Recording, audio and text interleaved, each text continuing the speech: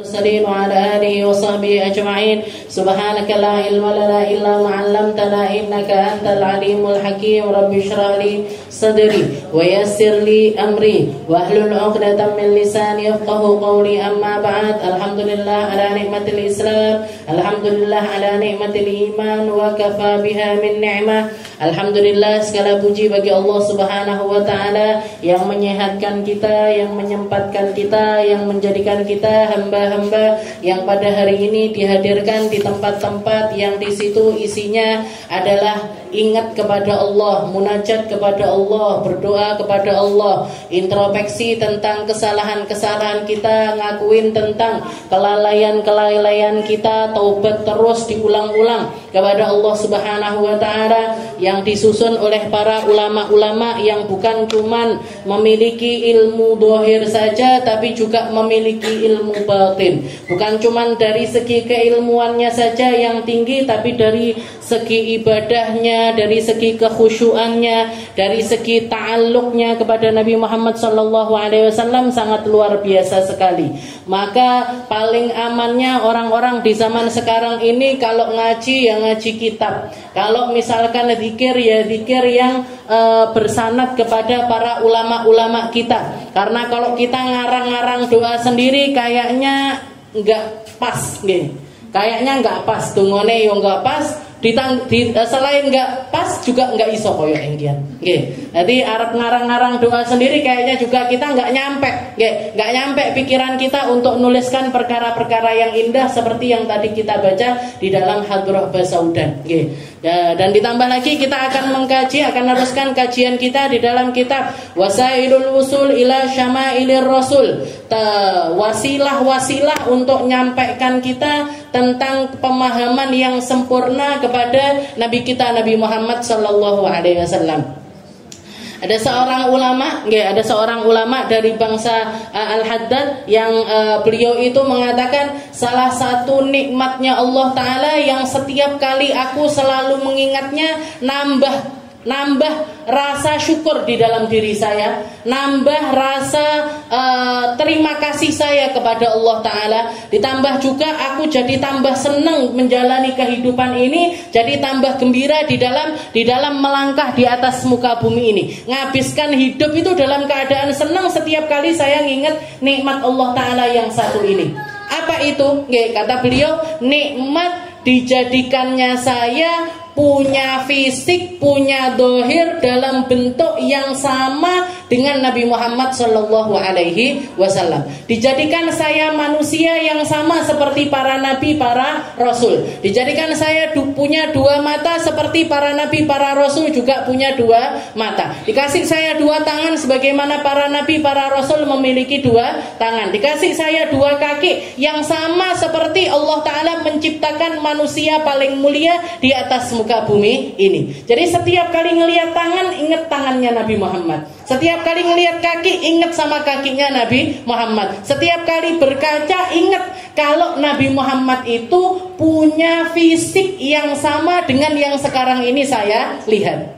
Walaupun derajat dari yang dijadikannya Allah Ta'ala antara kita dengan Nabi Muhammad ini berbeda jauh, gitu. Nabi Muhammad dikasih mata terindah, awake dhewe mata yus ngene ae. Nabi Muhammad dikasih sama Allah Ta'ala tangan terindah, kulit terlembut, jadi dibikin sama Allah Ta'ala sempurna dari mulai ujung rambutnya sampai ujung kakinya. Tapi kita ketika ngaca, yang pasti yang ada pada diri Nabi Muhammad juga ada pada diri kita. Kita punya rambut, masih yo gampang rontok, masih yo gampang ketumbenan, Rasulullah nggak pernah ketumbenan, Bu. Dan rambutnya beliau kalau rontok itu, sebelum jatuh ke tanah, sudah ditampani sama para sahabat. Sudah ditampani sama para sahabat, disimpan. Sayyidina Utsman, ketika beliau wasiat sama salah satu pembantunya, dikasih pembantunya ini satu kayak kain, habis itu ada talinya seperti itu, dibilang sama Sayyidina Utsman, wahai pembantuku, nanti kalau misalkan aku meninggal, taruh yang ada di dalam poket ini tadi, masukkan di bawah lidahku. Apa ini wahai tuanku? Maka beliau mengatakan ini adalah ketika Rasulullah cukuran jenggotnya beliau, saya ngambil beberapa lembar dari jenggotnya Nabi, tak masukkan ke tempat ini. Nanti cita-cita saya nanti kalau saya meninggal ini lembaran-lembaran rambut jenggotnya Nabi ini pengen ada di bawah lidahku. Semoga berkah dari rambutnya Nabi ini saya digampangkan untuk menjawab pertanyaannya malaikat Munkar dan Nakir. Ini sekelas Sayyidina Utsman. Cintanya sama Rasulullah SAW semacam itu. Jadi katanya beliau, salah satu perkara yang bikin saya ini selalu bersyukur dan tambah syukurnya adalah saya diciptakan sama Allah Ta'ala secara fisik itu sama seperti Rasulullah SAW. Makanya ada satu kisah juga, ada seorang perempuan ditalak sama suaminya. Tapi talaknya itu talak mu'allaqah. Talak mu'allaqah itu digantung.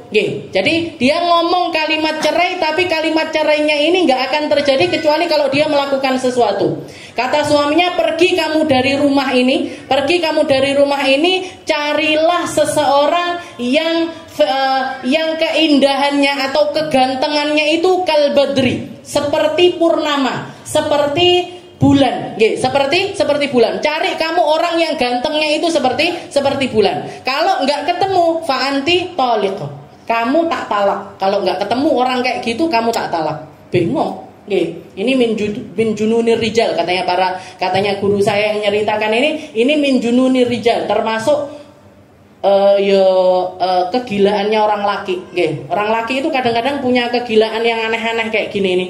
Jadi ngomong sakarepe dhewe, padahal talak itu kan ada di tangannya mereka. Dan kalimat talak itu kan begitu tinggi nilainya di sisi Allah Subhanahu wa Ta'ala, dan efeknya juga sangat luar biasa. Tapi banyak orang karena nggak ngerti ilmu, karena nggak deket sama syariatnya Nabi, karena nggak paham tentang keilmuan, mereka ngomong sama istrinya itu nggak karu-karuan. Jadi dia ngomong kayak gitu, pergi kamu cari orang yang gantengnya kayak bulan.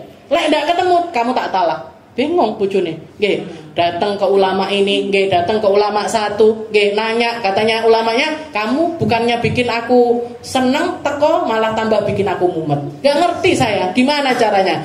Nanya ke ulama ini lagi, sampai keliling-keliling ke beberapa ulama. Sampai keliling-keliling ke beberapa ulama, sampai akhirnya datang ke salah satu ulama yang juga punya kebijaksanaan hati. Beliau mengatakan, irji'i, pulang kamu ke rumah suamimu, kamu nggak tertalak, kamu nggak jatuh talak suamimu itu, karena semua manusia itu diciptakan sama Allah Ta'ala lebih tinggi daripada bulan. Lebih tinggi daripada bulan. Dalilnya apa? Kalau memang seperti itu, katanya beliau, walaqad khalaqnal insana fi ahsani taqwim. Ahsan itu paling baik. Hasan itu baik, ahsan itu paling baik. Jadi dari sekian banyak makhluknya Allah Ta'ala, manusia ini adalah makhluknya Allah Ta'ala yang paling tinggi kedudukannya, yang paling mulia di sisi Allah Subhanahu wa Ta'ala. Pulang, omongannya bojomu ki ndak kangge, katanya gitu. Akhirnya pulang dia dalam keadaan yang tenang. Gowo bulan apa ndak? Ya ndak. Enggak bawa orang yang lebih ganteng, ya enggak. Mau nyari orang gantengnya kayak bulan itu ya enggak ketemu. Selain Nabi kita Nabi Muhammad sallallahu alaihi wasallam. Di dalam Maulid Tiba itu beliau dikatakan anta syamsun, anta badrun. Matahari itu ya kamu ya Rasul. Badrun purnama itu ya kamu ya Rasul. Kamu istilahnya Nabi Muhammad di tengah-tengah para sahabat itu laksana matahari untuk manusia, laksana bulan ketika malam. Untuk siangnya mereka Rasulullah itu kayak matahari. Misalkan matahari nggak ada di zamannya Nabi, cukup dengan Rasulullah Shallallahu Alaihi Wasallam. Anta syamsun, anta badrun. Anta syamsun, anta badrun. Kalau di dalam bahasa Udan tadi kita ada satu ulama yang juga dipermisalkan seperti itu. Tapi bukan anta syamsun, anta badrun. Mithlil imamil fakhr, a'la rafi'il gadar, kasyamsi la kal badri. Orang itu kalau ulama atau orang-orang yang tinggi mulia di sisi Allah Ta'ala, orang muji-muji mereka, tapi pujiannya itu nggak pernah sampai seperti pujiannya kepada Nabi Muhammad Sallallahu Alaihi Wasallam. Kalau Nabi itu langsung anta syamsun, anta badrun, engkau matahari ya Rasul, engkau purnama ya Rasul. Nah, tapi kalau ulama-ulama kasyamsi, engkau seperti engkau seperti matahari. kasyamsi la kal badri. Engkau semacam matahari untuk kita, bukan seperti bulan. Jadi tetap di bawah, pujiannya itu tetap di bawahnya para nabi, terutama Rasulullah Shallallahu Alaihi Wasallam. Makanya kalau kita baca apa yang dikarang sama para ulama, wis aman bu, sudah aman. Kalau kita ngarang sendiri nggak bisa ini, nggak punya kedetailan, keilmuan seperti para imam-imam ini, seperti para ulama-ulama kita. Mereka muji Syekh Abu Bakar bin Salim, muji Habib Husain bin Thohir, muji Imam Al-Muhdar, muji Faqih Muqaddam dipuji, Khalid Ghosam dipuji, ulama-ulama ternama itu dipuji. Tapi pujiannya nggak pernah sampai setara seperti pujiannya mereka kepada Rasulullah Shallallahu Alaihi Wasallam. Kita lanjutkan pembahasan kita di dalam kitab Wasailul Wusul ila Syamailir Rasul ila an qala al-muallif rahimahullah taala wa nafa'ana bihi wa bi ulumihi fid dharain amin. Wa kana Rasulullah sallallahu alaihi wasallam ja'da rajulan walam yakun bil mutahham wala bil mukalatham. Jadi ini adalah masih tentang sifat fisiknya Rasulullah Sallallahu Alaihi Wasallam untuk kita bisa bayangkan seperti apa Allah Taala mendesainnya yang paling indah. Katanya beliau, Nabi Muhammad itu adalah seseorang yang ja'da rajilan, seseorang yang dikasih sama Allah Taala itu punya bulu, tapi bulunya itu di tempat-tempat tertentu. Bulu-bulunya itu di tempat tertentu. Enggak seluruh badannya Nabi Muhammad berbulu, enggak, tapi di beberapa tempat aja. Seperti yang minggu lalu juga sempat kita bahas, Rasulullah itu dikasih sama Allah Ta'ala di bagian dada ini, di bagian dada sebelah sini ini keluar bulu-bulu halus. Setelah itu memanjang, ada lagi di tengah-tengah ini memanjang sampai ke pusar, sampai ke bagian pusar. Setelah itu di tangannya Nabi sebelah sini juga berbulu, sebelah tangan sini juga berbulu, di belakang pundak-pundaknya Nabi Muhammad ini juga berbulu. Tapi bulu-bulunya itu tumbuh di tempat-tempat tertentu saja. Selain tempat-tempat itu, bersih dari bulu, bersih dari bulu. Bahkan para sahabat itu mengatakan Rasulullah itu jadi bulunya kan di tengah-tengah sini aja, bulunya di tengah-tengah sini saja. Itu tempat yang nggak berbulu itu setiap kali orang ngelihat, kalau misalkan Rasulullah lagi bagian atasnya ini kebuka, para sahabat itu ngelihat bagian yang lain ini memancarkan sinar yang sampai bikin orang itu silau. Saking bercahayanya kulitnya Rasulullah Shallallahu Alaihi Wasallam. Yang lainnya ditutupi bulu, yang lainnya ditutupi bulu. Jadi nggak semua tempat, kan ada orang keluar bulu di mana-mana, sampai koyok apa gorila gitu, sininya keluar bulu sampai sini. Rasulullah di sini cuma di bagian wajah, nggak semua tempat wajah ini berbulu, enggak, tapi di beberapa tempat aja. Itu nanti di bagian dahinya Nabi yang nggak keluar bulu itu menceronong cahaya, keluar cahayanya Nabi. Di bagian pipinya Nabi keluar cahayanya, di bagian dada atasnya Nabi itu juga keluar cahaya. Nah, ini yang dimaksud dengan ja'da ar-rajilan, seseorang yang keluar bulu tapi enggak di semua tempat. Walam yakun bil mutahham wala bil mukalatham. Setelah itu Rasulullah itu punya wajah, beliau punya wajah itu bagian sininya, bagian pipinya beliau itu enggak nyempluk. Napa nyempluk ya? Enggak tuing gitu, enggak cabi, enggak cabi di bagian sininya itu enggak, tapi sahlul khaddain. Jadi pipinya Nabi itu tirus, pipinya Nabi itu tirus ya kan, benar ya, tirus. Labil mutaham wala bil mukalatham, tapi juga enggak cekung, jadi ashal, jadi gini, lurus, tirus gitu, bagian wajahnya Nabi. Wa kana fi wajhi tadwir, tapi di bagian bawahnya Nabi itu ada sedikit yang bulat, ada bulatnya sedikit, enggak lempeng curut kayak gitu, enggak, kayak segitiga gitu, enggak, tapi ada tadwirnya, ada bunderannya, enggak bulat munyer istilahnya wajahnya itu enggak bulat semuanya, enggak, jadi dia oval, kalau orang ngomongnya itu oval. Abyad musyarrab, dan juga kulitnya Nabi itu putih musyarrab, tapi putihnya itu kemerah-merahan, keluar merahnya. Makanya kelihatan banget kalau lagi marah itu Nabi kelihatan, kalau lagi emosi itu kelihatan. Kelihatannya dari mana? Kelihatan langsung dari warna kulitnya beliau yang berubah tambah merah. Oke, tambah. Jadi Rasulullah kalau sudah marah, ini mukanya langsung berubah jadi merah. Oke, telinganya memerah, kulit tangannya juga memerah. Lewat dhewe ungu. Lek nesu ungu, abu-abu, angel. Setelah itu Rasulullah juga ada ajul ainain. Oke, jadi ada ajul. Rasulullah itu bola matanya beliau itu. Jadi para sahabat itu mensifati beliau mengatakan ada aj. Rasulullah itu ada aj. Wa anjal, wa akhal, wa ahdab, wa ashkal. Jadi untuk matanya beliau ada sekitar 5 sifat. Para sahabat itu mensifatinya 5. Oke. Jadi Rasulullah itu ada aj. Apa itu ada aj? Asal bola matanya Nabi itu hitamnya hitam sekali, putihnya putih sekali. Itu namanya ada aj. Kayak sifat bola matanya para bidadari di dalam surga. Allah Ta'ala kalau nyeritakan para bidadari surga itu, mereka dikasih sama Allah Ta'ala mata itu ada aj. Hitamnya hitam sekali, putihnya putih sekali. Tapi selain ada aj, juga Rasulullah itu anjal. Anjal. Kalau orangnya biasanya sebutannya najla. Najla itu apa artinya? Orang yang dikasih mata belok, matanya itu besar, matanya itu belok, itu namanya najla. Anjal, Rasulullah itu anjal, anjalul ainain. Setelah itu akhal, Rasulullah lahir itu matanya sudah bercelak, masih nggak tahu celaan. Misalkan beliau nggak pernah bercelak, matanya itu sudah bercelak. Di dalam Maulid bahkan disebutkan Rasulullah itu begitu dilahirkan wulida makhtunan biyadil inayah makhulan bikuhlil hidayah. Katanya Imam Ad-Dibai, Rasulullah itu lahir dalam keadaan sudah terkhitan. Dihitan sama siapa?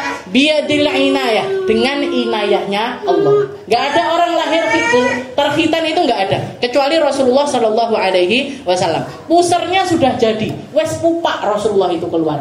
Pupak kan, orang sini ngomongnya pupak. Ya, biasanya nunggu dulu berapa hari, diputus dulu tali pusarnya, ini enggak. Rasulullah lahir sudah pupak.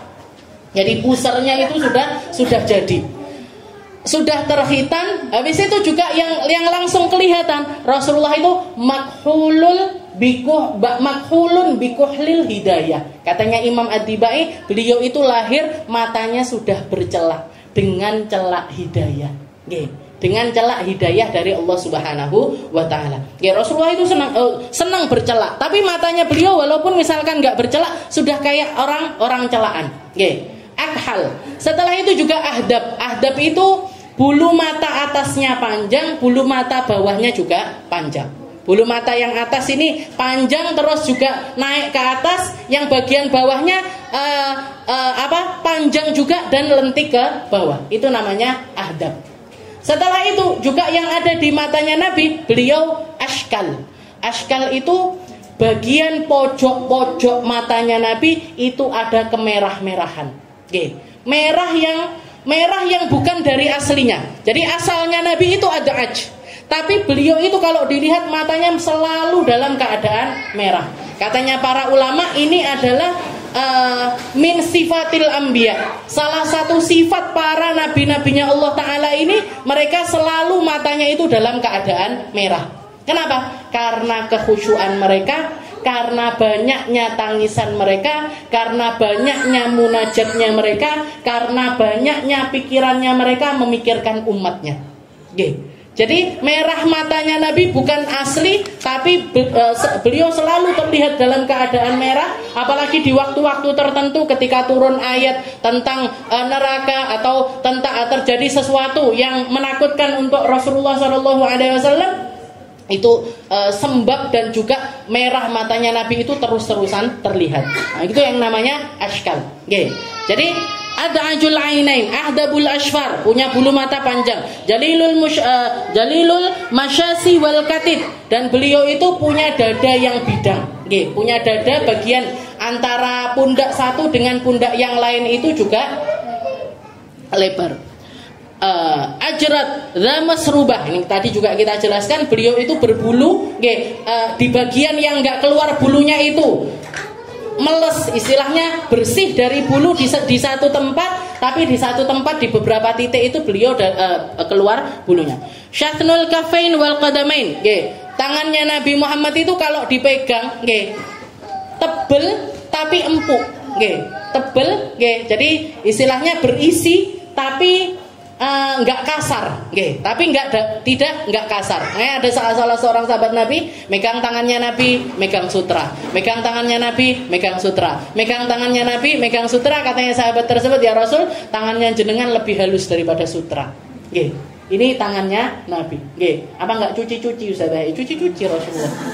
Yo nyapu, yo ngepel, yo korak-korak. Seperti yang dikatakan oleh Sayyidah Aisyah, Rasulullah itu kalau di rumah kahadina. Kayak salah satu di antara kita. Kadang senengane kalau kelihatan bajunya robek, dijahit sendiri sama Nabi. Kalau ada makanan beliau makan, enggak ada makanan beliau puasa. Jadi hidupnya itu slow, enak. Nggak ada ya dinikmati, nggak ada nggak nyari Rasulullah. Nggak ada nggak nyari. Jadi seperti itu akhlaknya Nabi. Setelah itu syafnul kafain wal qadamain, idza masya taqalla'a ka'annama yanhattu min sabab. Kalau beliau jalan, beliau itu jalannya itu cepat, tapi nggak kayak orang buru-buru, cuman seperti orang yang turun dari lantai atas. Cuman kayak orang yang turun dari, kita kalau turun dari lantai atas itu kan tak. Nah, jalannya Rasulullah seperti itu. Wa idza iltafata ma'an baina katifaihi khatamun nubuwah.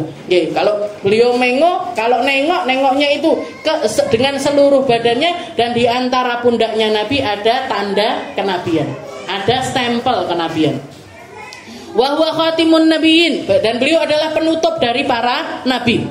La nabiyun ba'da wala rasulun ba'da. Gak ada rasul setelahnya Nabi, gak ada nabi setelahnya Nabi.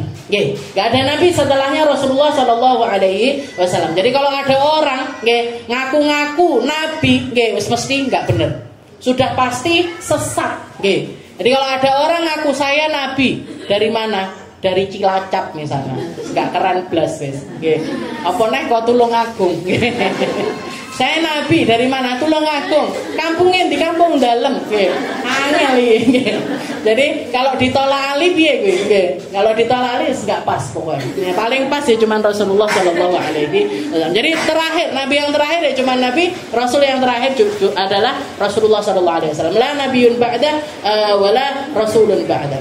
Ajwadun nas sadran, katanya para sahabat, beliau itu orang yang paling dermawan. Jadi dikasih sama Allah Ta'ala dada paling bidang.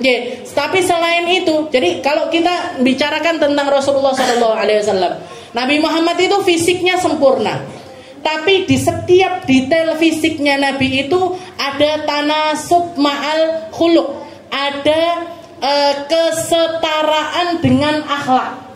Ada kesetaraan dengan akhlaknya Rasulullah Sallallahu. Jadi kalau kita bicara tentang manusia itu kan punya fisik beda-beda, punya mata beda-beda, punya hidung modelnya podo, tapi kan kalau dilihat semuanya beda, semuanya berbeda. Dulu Imam Syafi'i itu pernah, belajar. Beliau itu ketika tinggal di Hijaz itu daerah Madinah, Mekah itu namanya dulu daerah Hijaz. Beliau ketika tinggal di Hijaz dengar kabar kalau di daerah Yaman itu ada seorang ulama yang terkenal dengan ilmu, namanya ilmu firasah. Ilmu firasah ini apa? Ilmu firasah ini ilmu yang mengenali kriteria seseorang dari fisiknya. Jadi ilmu yang isinya itu membahas orang kalau matanya gini berarti dia itu kayak gini. Orang kalau mulutnya gini berarti gini. Orang kalau alisnya gini. Itu di pondok dulu ada beberapa pelajaran yang bahas tentang hal tersebut. Bahkan dulu kita itu sampai takut kalau ketemu anak pondok putra. Karena di putra itu ada pelajaran yang ngenali fisiknya orang itu, ngenali yang di dalamnya seseorang itu lewat fisik. Anak pondok itu kalau ngelihat, kalau mau nikah itu kan biasanya boleh ngelihat. Mereka cukup ngelihat wajah sama ngelihat kedua tangan wes ketok kabeh. Ngelihat wajah sama tangan itu kelihatan semua. Bahkan saya pernah saya dengar salah satu teman punya adik di Pondok Putra. Nah, adiknya ini belajar ilmu firasah ini tadi. Dia belajar ilmu firasah. Ketika jenguk kakaknya, cuman ngelihat tok. Dia langsung bilang, "Kakak lagi haid ya." Kakak lagi haid. Duh, kok tahu kamu? Kelihatan. Perempuan lagi haid itu kayak gini modelnya, kalau lagi nggak haid itu kayak gini modelnya. Makanya hati-hati sama anak pondok. Apalagi anak-anak pondok salaf. Kalau ilmu-ilmu kayak gini itu diajarkan. Jadi Imam Syafi'i itu dengar ada satu orang alim, ada satu orang yang punya ilmunya itu ilmu firasah. Diburu sama Imam Syafi'i. Beliau berangkat dari Madinah sampai ke Yaman. Sampai ke negeri Yaman. Di Yaman beliau cepat perbekalan, di situ beliau nyewa kamar, nyewa satu tempat untuk beliau nginap yang dekat sama tempat beliau belajar itu tadi. Setelah itu wirawiri belajar di tempat tersebut bil ujrah, bukan disambut sama orang, dijamu dengan gratis, itu enggak, beliau bayar. Sampai berhari-hari beliau belajar di tempat tersebut, akhirnya bisa ngenali fisik seseorang itu. Jadi kriteria seseorang itu kayak gimana dengan ciri fisik yang seperti ini. Jadi beliau bisa kenal. Akhirnya yang pertama diidentifikasi, istilahnya yang pertama ditelisik sama Imam Syafi'i ini yang punya rumah ini, yang nyewakan kamar kepada beliau. Orangnya baik, ngeladeni api, pelayanannya bagus, kamarnya selalu dibersihkan dan lain sebagainya. Tapi katanya Imam Syafi'i, mosok yang tak pelajari ini salah. Soalnya mukanya orang ini tadi, mukanya itu muka orang ghalidul wajah, mukanya orang yang Jadi kalau secara keilmuan ini orang ini bukan orang baik. Orang kayak gini, orang yang enggak, istilahnya enggak buruk sekali enggak, tapi bukan seseorang yang baik lah, istilahnya seperti itu. Maka ketika selesai belajarnya beliau ini selesai, beliau bilang sama yang tuan rumah ini, mengatakan, "Jazakallah khair. Terima kasih ala istidhafatik, sudah jamu saya, sudah ngasih tempat saya, sudah bersihkan kamar saya, sudah ngasih pelayanan yang baik sama saya." Maka orang tersebut mengatakan, "Loh, gak usah terima kasih. Kamu kan bayar. Saya melakukan ini semuanya karena uang. Saya melakukan ini semuanya itu bukan cuma-cuma. Kan kamu bayar." Langsung ketawa Imam Syafi'i. Setelah itu beliau mengatakan, ternyata benar. Gak rugi saya jauh-jauh belajar dari Madinah sampai ke Yaman. Ternyata ilmu yang saya pelajari itu, antara fisik seseorang dengan apa yang ada pada dirinya itu ternyata benar-benar selaras.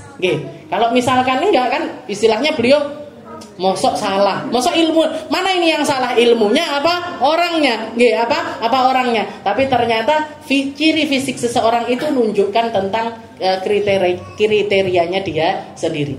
Makanya para sahabat itu kalau orang yang pertama kali ngelihat Rasulullah SAW, satu hal yang pasti masuk, istilahnya terbesit di dalam hati mereka akan mengatakan, innahu laisa biwajhin kadzab.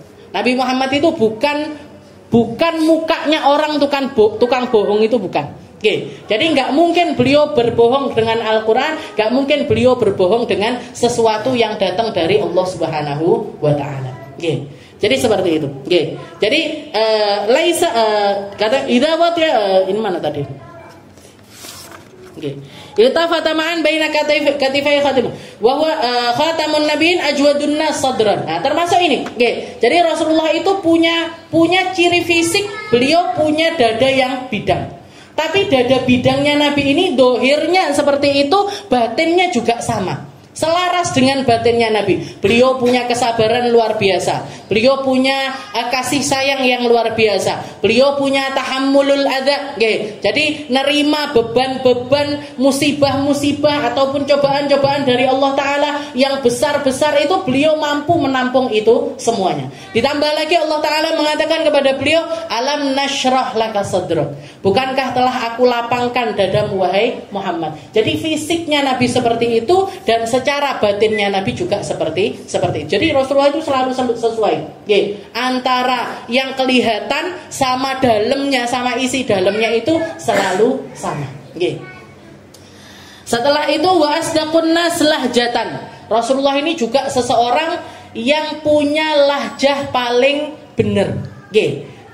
Maksudnya lahjah paling benar ini beliau orang yang paling fasih di dalam membaca firman-firman Allah Ta'ala. Gak ada orang yang fasihnya itu seperti fasihnya Rasulullah SAW.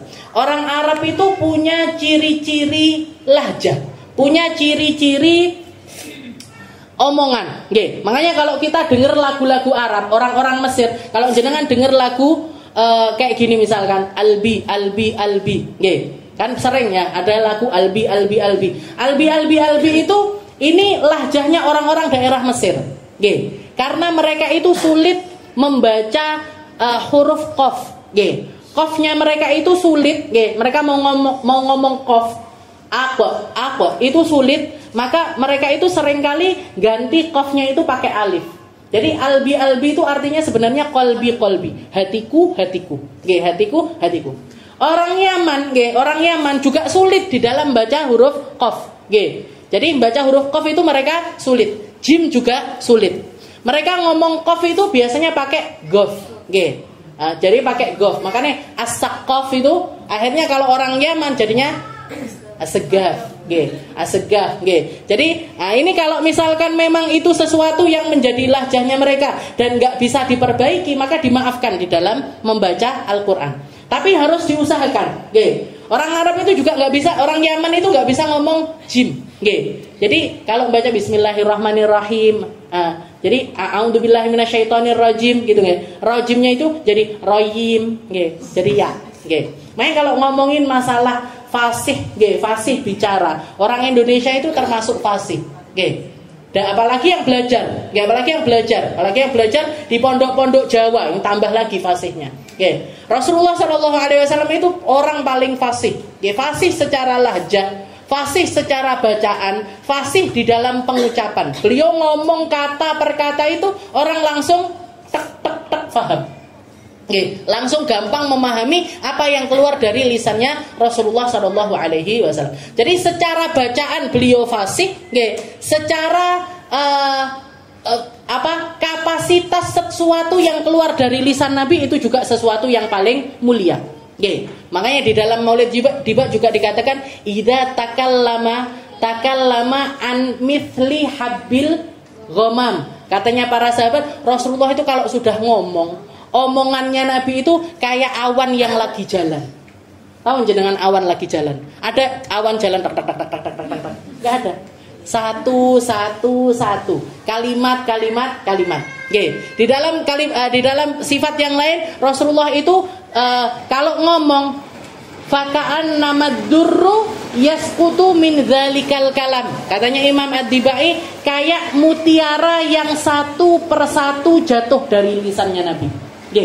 Jadi kayak mutiara yang keluar satu persatu dari lisannya Nabi. Enggak keluar enggak, tapi satu.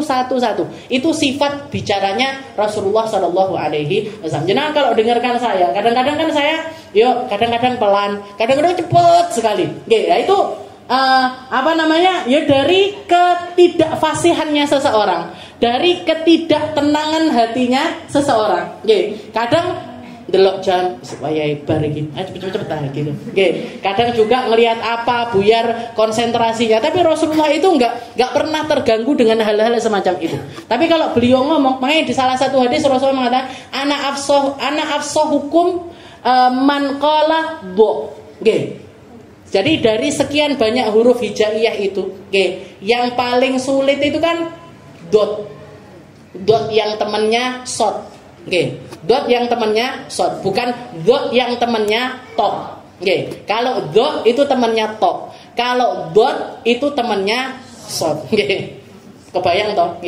Nah, Rasulullah itu mengatakan saya orang paling fasih di dalam pengucapan huruf dot. Karena huruf dot itu huruf hijaiyah yang paling sulit untuk difasihkan. Jangan lihat kalau anak-anak kecil kalau belajar alif, a, ba, ta cepet biasa nih. Tapi kalau sudah nanti agak sulit itu ketika baca ha, kho, jim itu agak sulit. Nah, nanti yang paling sulit PR yang paling sulit itu dot. dot. Nggih. Bahkan di dalam tajwid itu dot itu ada yang ngucapinnya karena punya sifat istitolah, punya sifat memanjang. Ada yang bacanya itu gini. Ad-dot, waladdo. Nah, jadi antara gigi sini sama gigi sini ke belakang dulu terus maju. Nggih. Ada juga yang bacanya itu enggak yang ini cuman miring ke kanan aja. Waladdo. Nah, itu juga benar. Oke. Ada juga yang miringnya bukan kanan tapi kiri. Waladdo. Nah, Rasulullah baca yang memanjang ke depan bisa dengan paling fasih, ya, dengan bacaan yang fasih. Baca pakai yang pinggir sini juga fasih, baca pakai pinggir sini juga fasih. Oke. Jangan coba nanti. Oke, baca waladdolinnya pakai 3 cara. Waladdo. Oke, dan harus ditarik dulu. Oke, pipinya kudu narik ke belakang dulu. Karena ada itu tadi. Oke, dengan semua sifat-sifatnya huruf itu kena di dalam apa yang keluar dari. Jadi apa yang keluar dari lisannya Nabi itu sesuai dengan sifat. Jadi kalau jenengan belajar tajwid, dot itu sifatnya ini. Itu semuanya ada di dalam sifat bacaannya Rasulullah Shallallahu Alaihi Wasallam. Oke, makanya dikatakan di sini wa asdaqun nas lahjatan. Beliau orang yang punya lahjah paling fasih. Oke, punya lahjah paling fasih. Di samping itu semua yang keluar dari lisannya Nabi nggak ada kebohongan sama sekali. Oke, nggak ada kebohongan sama sekali. Wa alyanuhum arikah. Dan Rasulullah itu punya arikah itu kayak bahasa tubuh yang ringan. Nggih, bahasa tuh entengan orangnya itu. Nggih, entengan. Ada orang sakit dijenguk, ada orang meninggal beliau takziah, ada orang punya hajat diparani, ada orang. Jadi gampang. Orangnya itu entengan, dapat undangan didatangi sama Nabi. Nanti kalau ada undangan bareng yang dilihat sama Nabi adalah mereka-mereka yang datang dulu undangannya. Meskipun orang miskin. Nggih. Jadi bukan kalau datang undangan 2 bareng sing sugih sing tinggi, sing panganan enak iki. Nggih. Enggak gitu. Tapi yang didatangi sama Nabi adalah yang undangannya itu datang duluan. Kadang-kadang nanti Rasulullah minta izin sama salah satunya untuk datang lebih terlambat. Jadi didatangi dua-duanya. Nggih. Jadi ini sifatnya Nabi, alyanuhum arikah. Kita mau datang manten 1, macake ketisu. Macake ketisu. Enggak bisa ini. Anek manten neh engko gak iso aku serepet hari ini. Enggak bisa diganggu gugat padahal mek teko manten. Duduk sing duwe gawe manten. Dah neo kalau yang punya gawe mantennya enggak kemput nyapa-nyapa Bu. Masak sibuk saya. Nggih, resep-resep omah sibuk, nggih sibuk kabeh. Nggih, tapi Rasulullah enggak. Alyanul arikah. Beliau itu punya bahasa tubuh yang ringan, entengan orangnya. Nggih. Wa akramuhum isyraf. Nggih, punya kalau muamalah sama istrinya itu enak, indah seperti itu. Nggih. Jadi enggak yang tegang gitu. Di dalam rumah itu enggak yang kudu rapi kabeh, kudu ngene enggak. Nggih. Beliau istilahnya biasa main sama anak kecil-kecil di masjid, nggih, di masjidnya Rasulullah sallallahu alaihi wasallam sering Rasulullah nggih gendong cucu perempuannya yang paling sering digendong sama Nabi itu anaknya Sayyidah Zainab, nggih, Sayyidah Umamah, nggih, Sayyidah Umamah itu putrinya Sayyidah Zainab, setelah itu Sayyidina Hasan, Sayyidina Husain. Oke, kalau anaknya sahabat yang lainnya yang paling sering duduk sama Nabi Muhammad Usamah bin Zaid. Oke, Usamah bin Zaid itu anaknya mantan anak angkatnya Rasulullah Shallallahu Alaihi Wasallam. Oke, sering dudukkan di pahanya Nabi, yang di kanan ada Sayyidina Hasan, yang di bagian kiri ada Sayyidina Usamah. Oke, Sayyidina Hasan ini orang paling mirip sama Nabi. Oke, punya ciri fisik dari perut ke atas itu plek ketiplek sama Rasulullah. Nggih, putih, mancung, hidungnya ganteng luar biasa. Sedangkan Usamah bin Zaid ini anaknya, nggih, ibunya namanya Ummu Aiman Barakah Al-Habasyiyah, orang Ethiopia. Nggih, kulitnya hitam legam, sing putih mek untune karo motone. Nggih. Itu. Dan si Usamah ini plek ketiplek sama ibunya. Oke, jadi makanya dikatakan yang kanan ini Sayyidina Hasan putih ganteng luar biasa, di sebelah kirinya Usamah bin Zaid. Oke, Usamah bin Zaid yang ciri fisiknya itu kayak ibunya orang negro. Nggih. Tapi Rasulullah sering kali meluk mereka berdua, dicium kepalanya dua-duanya. Setelah itu beliau mengatakan, Allahumma inni uhibbuhuma fa'ahibbahuma. Ya Allah, saya cinta sama dua anak ini, maka cintailah mereka berdua. Maka cintailah mereka berdua. Di masjid Nabi naik kuda-kudaan. Sayyidina Hasan, Sayyidina Husain naik di atas punggungnya Rasulullah SAW. Dikomentari sama salah seorang sahabatnya Nabi, Sayyidina Anas bin Malik mengatakan, ya ni'mal markubukuma. Katanya Sayyidina Anas, beliau mengatakan, tunggangan terbaik ini yang kalian tunggangi ini. Tunggangan orang naik kendaraan paling mulia ini ya kendaraan yang lagi kalian tunggangi. Siapa? Nunggangi Rasulullah Sallallahu Alaihi Wasallam. Jangan bayangkan. Maka dijawab sama Nabi Muhammad, wa ni'mal markubi huma wa ni'mar raqibani huma ya Anas. Sebaik-baik yang naik di atas punggung juga mereka berdua, wahai Anas, yaitu dua cucuku Sayyidina Hasan dan juga Sayyidina Husain. Jadi beliau muamalahnya sama anak kecil gampang, sama perempuan, sama ibu-ibu, sama emak-emak nggak bikin fitnah. Walaupun beliau gantengnya kayak gitu, ibu-ibu ini kan pernah protes sama Nabi, ya Rasul, ini yang dapat jatah taklim kok bapak-bapak terus ya Rasul. Ibu-ibu juga minta jatah. Maka Rasulullah ngasih mereka, ya sudah janjian aja. Hari apa? Seminggu sekali nanti bikin kajian khusus perempuan. Jadi protes, akhirnya beliau ngaji sama ibu-ibu. Seminggu sekali itu ada jadwalnya Nabi ngaji bersama ibu-ibu. Ngaji sama ibu-ibu. Walaupun beliau tetap jaga batasan-batasannya, enggak salaman, enggak ini dan lain sebagainya. Nah, wa akramuhum isyrah, man ra'ahu badihatan habba, wa man khalatahu ma'rifatan ahabba. Katanya beliau, orang kalau melihat Rasulullah pertama kali, yang langsung terbesit di dalam dirinya adalah haibahnya yang luar biasa. Man ra'ahu badihatan habba. Kalau melihat Rasulullah sekilas, mereka akan melihat haibahnya Nabi Muhammad yang luar biasa. Wa man khalatahu, tapi kalau tambah dekat, tambah raket sama Rasulullah, ahabba. Gak mungkin gak jatuh cinta. Gak mungkin gak senang. Gak mungkin gak terpaut hatinya. Gak mungkin gak merasa kalau dirinya ini perlu untuk dekat dengan Rasulullah Shallallahu Alaihi Wasallam. Nah ini kita baca Wasailul Usul ini, termasuk salah satunya adalah ngomongin Nabi lagi. Biar apa? Biar kita masuk di dalam golongan ini. Man khalatahu ma'rifatan ahabba. Orang kalau sudah sering dengar, apalagi sambil membayangkan, sambil berimajinasi tentang Nabi Muhammad SAW, gak mungkin gak cinta sama Nabi. Wa man khalatahu ma'rifatan ahabba yaqulu na'ituhu lam ara qablahu wala ba'dahu mithlah. Katanya beliau, saya nggak pernah melihat sebelumnya yang seperti Nabi, nggak pernah. Setelah Nabi juga nggak pernah ada lagi. Nggak ada satu-satunya ciptaan paling sempurna secara fisik dan juga secara akhlak itu ya Rasulullah Shallallahu Alaihi Wasallam. Karena Rasulullah Shallallahu Alaihi Wasallam sahlul khaddain, doli'ul fam. Nah, dikatakan juga di sini Nabi Muhammad ini sahlul khaddain, pipinya itu tirus. Jadi yang cabi-cabi perlu ini mengusahakan untuk niruskan. Doli al-fam, beliau punya rahang ini kuat, punya rahang ini besar. Makanya beliau itu setiap ngucap apa-apa itu fasih. Doli al-fam. Sawaul batni as-sadr. Antara dada sama perutnya Nabi ini lurus. Ndak belendung. Bapak-bapak kan biasanya yang jadi PR-nya perutnya belendung. Kalau ibu-ibu nggak bisa disamakan, karena memang dadanya beda. Nah, Rasulullah itu antara dadanya sampai ke perutnya itu lurus. Jadi sawaul batn was sadr. Antara perutnya sama dadanya ini lurus. Asy'arul mankibain wa dzira'ain wa a'aliyas sadr.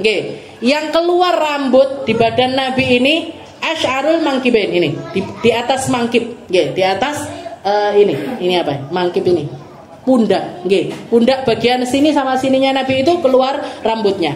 Wa dzira'ain, di sini, di bagian lengannya Nabi sini juga ada rambutnya. Wa a'aliyas sadr, di bagian atas dada. Tawiluz zandain rahbarraha ashkalul ainain. Beliau punya dada yang rahab, luas, Ashkalul ainain ini tadi kita juga sudah kita bahas. Beliau matanya itu kemerahan dan itu sifatnya para nabi, para rasul. Wa ahmarul ma'aqi manhuzul aqibain. Ahmar bagian sininya. Jadi ini namanya ma'aqi. Jadi ujung matanya Nabi itu, Nabi Muhammad matanya belok, tapi bagian sininya itu ngecil. Bagian sininya itu mengecil dan ada kemerahan juga di bagian ujung sini. Manhuzul aqibain, tumitnya beliau kecil. Tumitnya beliau kecil. Wa kana Rasulullah sallallahu alaihi wasallam adimul ainain, ahdabul ashfar, musyarrabul ain bihumrah. Dan Nabi Muhammad itu matanya beliau besar, bulu matanya lentik, musyarrabul ain bihumrah. Nabi Muhammad punya mata yang indah seindah ini. Dan Rasulullah sallallahu alaihi wasallam punya sifat batinnya ain yang juga dididik sama Allah Ta'ala dengan didikan yang luar biasa. Kalau dulu kita bahas tentang surat Al-Kahfi, pernah kita bahas tentang ketika Allah Ta'ala mengatakan wasbir nafsaka ma'alladina yad'una rabbahum bil ghadati wal 'ashi yuriduna wajhah wa la ta'du 'ainaka anhum turidu zinatal hayatid dunya. Katanya Allah Ta'ala, wahai Muhammad, sabarlah kamu. Sabar. Jadi sabarlah kamu wahai Muhammad untuk duduk bersama mereka-mereka yang selalu berdoa, selalu bermunajat sama Allah Ta'ala itu pagi siang. Wala ta'du 'ainaka anhum. Jangan kamu palingkan matamu. Jadi di sini Allah Ta'ala mengatakan wala ta'du 'ainaka anhum. Jangan kamu palingkan wajahmu dari orang-orang khusyuk semacam ini untuk nuruti apa yang diminta sama orang-orang kaya. Kalau jenengan ingat waktu itu saya jelaskan sebab turunnya ayat ini karena ada sebagian dari orang-orang kaya Madinah serta orang-orang kaya dari muhajir Mekah, orang-orang kaya Islam lah istilahnya seperti itu, datang kepada Nabi Muhammad mengatakan, ya Muhammad, tolong jadwalnya ngaji antara orang kaya sama orang nggak punya itu tolong dibedakan. Kenapa? Nah Rasulullah nanya, kenapa kok seperti itu? Kami nggak tahan dengan bau badannya mereka. Orang miskin kan istilahnya tuku sabun nggak iso. Bahkan ahlus suffah itu orang-orang yang tinggal di pelataran masjidnya Nabi Muhammad, mereka punya baju yaitu baju satu-satunya mereka. Bahkan kalau sarungnya ini diangkat ke atas nanti pahanya kelihatan. Kalau dipelorot nih marang isor, udele sing ketok. Kalau Rasul di rumahnya Nabi Muhammad gak ada makanan, mereka gak makan. Di rumahnya Nabi Muhammad gak ada minuman, mereka gak minum. Gak punya rumah, gak punya pekerjaan. Itu namanya ahlus suffah. Ada sekitar 70 orang sahabat. Kehidupannya mereka ngapain? Istilahnya ini santri pondok pertamanya Nabi ini, ahlus suffah. Yang setiap kali Nabi ngaji mereka mesti hadir. Nganggur, nggak punya kerjaan, Jadi pengangguran hidupnya ya pokoknya di masjid ngikuti apa yang dilakukan sama Rasulullah Shallallahu Alaihi Wasallam. Sedangkan orang-orang kaya ini, dengan bajunya yang bagus-bagus, dengan parfumnya mereka yang semerbak, dengan istilahnya kebersihan badannya mereka terganggu, sama baunya orang-orang nggak punya ini mereka terganggu. Maka katanya, nah ketika Rasulullah mikir, apa ya ngono ya, apa ya kayak gitu ya, biar orang kaya ini juga tetap mau ngaji maksudnya. Biar orang kaya ini juga tetap dapat apa yang datang dari Allah Subhanahu wa Ta'ala. Maka Allah Ta'ala nurunkan ayat ini. Wasbir nafsaka ma'alladina yad'una rabbahum bil ghadati wal 'ashi yuriduna wajhah wa la ta'du 'ainaka anhum turidu zinatal hayatid dunya. Jangan kamu palingkan matamu wahai Muhammad dari mandang orang-orang ahli zikir ini. Tidak usah pedulikan perkataannya orang-orang yang terfitnah dengan dunianya, yang hidup dengan kemewahannya, yang seringkali lupa dari Allah Subhanahu wa Ta'ala. Nggak semua orang kaya lupa dari Allah, tapi orang kaya itu identik lebih gampang lupa. Orang-orang kaya itu lebih gampang terlenanya dengan dunia, lebih gampang untuk lalai tentang perkara-perkara yang mengingatkan mereka kepada Allah Subhanahu wa Ta'ala. Jadi katanya wala ta'du 'ainaka anhum turidu zinatal hayatid dunya. Jadi sama Allah Ta'ala suruh sabar. Ada seorang ulama ahli tafsir yang mengatakan kenapa kok seperti itu? Kenapa kok Nabi Muhammad disuruh tidak memalingkan matanya dari orang-orang ahli zikir? Karena di kedua matanya Nabi ada cahayanya Allah. Di dalam kedua matanya Nabi ada ada sirnya Allah, ada rahasianya Allah. Dan rahasianya Allah Ta'ala ini lebih bisa diterima oleh orang-orang ahli dzikir. Makanya ini loh pentingnya ngelihat, pentingnya ngaji tatap-tatapan muka, pentingnya ngaji kelihatan mata dengan mata. Kenapa kok Habib Umar kalau datang itu diburu orang, sekian ribu orang datang? Kenapa Hubabah Nur, guru saya, kalau datang nyewa stadion paling besar di Solo kemarin aja penuh. Waktu di Surabaya UNESA, apa yang dicari sama orang-orang ini? Kalau orang-orang yang anggap ngapain sih, capek-capek duduk lama banget nungguin Hubabahnya baru datang. Orang nunggu dari jam 7 pagi baru ketemu jam 4 sore, jam 5 sore, tapi orang keroyo-royo datang. Ini orang-orang yang kenal, orang-orang yang tahu makna wala ta'du ainaka anhum. Yang ngerti maknanya mata dengan mata. Apa yang ada di dalam matanya seseorang itu, kita itu perlu untuk nyambungkan mata kita dengan orang-orang yang tersambung. Sebagaimana matanya orang hasud itu bahkan bisa bikin kerusakan, matanya orang ahli cinta itu bisa menghidupkan. Jadi seringkali berapa banyak orang yang datang dengan dosa yang luar biasa, dengan kesalahan yang banyak, dengan kelalaian yang banyak, datang cuman ngelihat tok sama ahlillah, sama orang-orang yang hidupnya itu untuk Allah, yang kehidupannya itu dipenuhi dengan kecintaan mereka kepada Rasulullah SAW. Dan ketika kita melihat mereka, kita tahu pasti mata mereka ini adalah matanya orang-orang yang juga buru matanya orang-orang mulia. Dan matanya orang mulia setelahnya juga buru matanya orang-orang mulia sebelumnya. Matanya orang mulia sebelumnya buru. Jadi orang baik itu yang diburu matanya orang baik. Orang baik itu yang diburu tangannya orang baik. Orang baik itu yang diburu apa yang ada di dalam diri, apa yang ada di dalam diri orang baik tersebut. Sama halnya dengan orang nggak baik. Orang yang matanya senang melihat perkara-perkara yang buruk, senang melihat sinetron, senang melihat drama, senang melihat penyanyi-penyanyi dan lain sebagainya. Yang diburu sama mereka apa? Konser. Yang diburu sama mereka apa? Meet and greet. Tahu meet and greet. Jadi kalau ada fan meeting kayak gitu, tanda tangannya artis Korea diburu, bayar berapapun ditabrak. Kenapa kok seperti itu? Sama, orang buruk, matanya orang buruk, nyari matanya orang buruk. Orang baik nyari matanya orang baik. Jadi di sini kalau Habib Abdul Qadir Assegaf, wali kutub yang sudah meninggal di Jeddah, gurunya Habib Umar, gurunya Habib Ali Jufri, beliau itu mengatakan seperti itu. Sebagaimana mata hasud itu mematikan, sebagaimana mata hasud itu mampu menyakiti, sebagaimana mata hasud itu mampu memberikan keburukan kepada seseorang, matanya orang-orang ahli cinta itu menghidupkan. Ngidupin semangatnya kita di dalam ibadah, ngidupin semangatnya kita di dalam berdakwah, ngidupin semangatnya kita untuk semakin memperbaiki diri. Semakin memperbaiki diri. Al-Ustadzah Halimah itu kalau bilang, saya ketemu sama Hubabah Nur setahun sekali, itu bisa cukup untuk ngecas semangat saya berdakwah selama setahun. Tapi kalau setahun nggak ketemu sama Hubabah Nur, ini kayaknya tahun berikutnya itu loyo, lemes. Jadi ini kenapa kok bisa seorang Hubabah Nur ini kok bisa ngecas seperti itu? Karena kita melihat semangatnya beliau di dalam berdakwah dengan kondisi fisik yang semacam itu, dengan usianya beliau yang semacam itu, tapi semangatnya di dalam berdakwah itu luar biasa. Jadi nggak ada ruginya. Jadi orang-orang yang datang di tempat-tempat kayak gitu itu orang-orang cerdas.